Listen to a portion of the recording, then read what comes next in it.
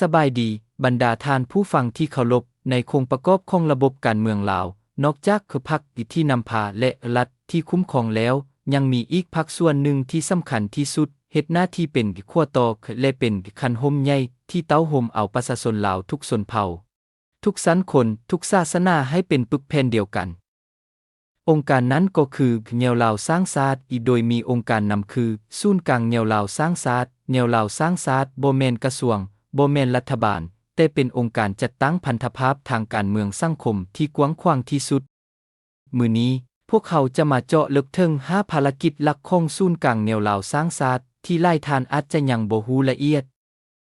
ภารกิจที่1ศูนย์รวมจิตใจการสร้างความสามัคคีโปร่งสนทางชาตินี้คือภารกิจกำเนิดและภารกิจหลักของแนวลาวสร้างชาติ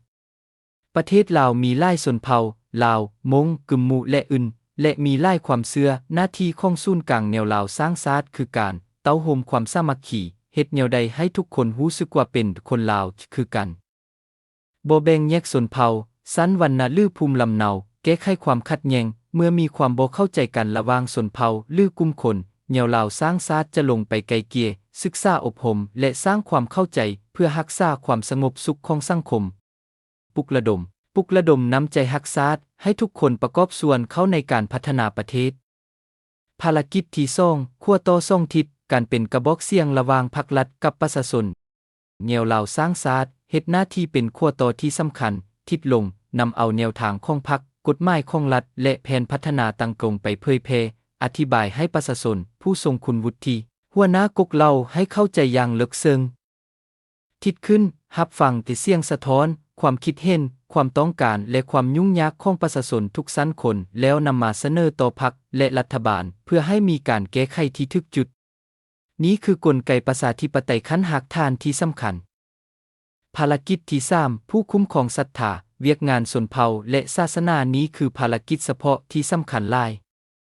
ศูนย์กลางแนวลาวสร้างชาติผ่านกรมชนเผ่าและกรมศาสนาเป็นผู้คุ้มครองและอำนวยความสะดวกให้แก่การเคลื่อนไหวของทุกศาสนาในลาวพุทธคริสต์อิสลามบาไฮและอื่นๆบนพื้นฐานกฎหมาย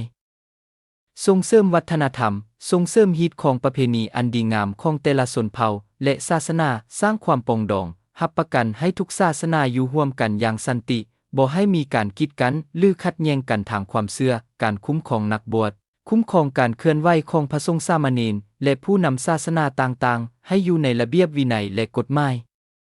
ภารกิจที่4ผู้กวดกาภาคประชาชนการติดตามกวดกาการบริหารรัฐนอกจากสภาแห่งชาติและองค์การกวดสอบแล้วแนวลาวสร้างชาติก็มีบทบาทในการติดตามกวดกาการเฮ็ดเวียกของพนักงานรัฐและองค์การปกครองต่างๆประกอบคำเห็นมีสิทธิประกอบคำเห็นใส่ร่างกฎหมายและนโยบายต่างๆกวดกาพฤติกรรมสังเกตตีราคาว่าพนักงานรัฐกรได้รับใช้ประชาชนแท้บ่มีการซ้อลาดบังล่วงหรือข่มเหงประชาชนบ่ถ้าพบเห็นก็สามารถเสนอให้ภาคส่วนเกี่ยวข้องกวดกาแก้ไขได้ภารกิจที่5การทูตประชาชนการพัวพันต่างประเทศแนวลาวสร้างชาติยังมีบทบาทในเวทีสากลผ่านช่องทางการทูตประชาชนโดยการพัวพันร่วมมือกับองค์การจัดตั้งที่มีลักษณะคล้ายคือกันของประเทศเพื่อนมิตรเช่นเนียวโฮมปิดทุภูมิเวียดนามสภาที่ปรึกษาการเมืองประชาชนจีนเนียวโฮมสามัคคีพัฒนาปิดทุภูมิกัมพูเชียการพัวพันนี้เพื่อแลกเปลี่ยนบทเรียนสร้างความเข้าใจดีระหว่างประชาชนกับประชาชนและระดมการช่วยเหลือเพื่อการพัฒนา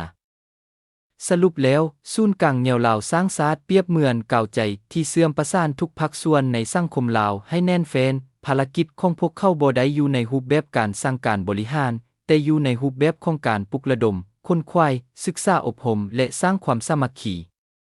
ความเข้มแข็งของแนวลาวสร้างชาติจึงหมายถึงความสงบความปรองดองและความเป็นปึกแผ่นของชาติลาวเฮาหวังว่าข้อมูลที่กล่าวมานี้จะเป็นประโยชน์บ่หลายก็น้อย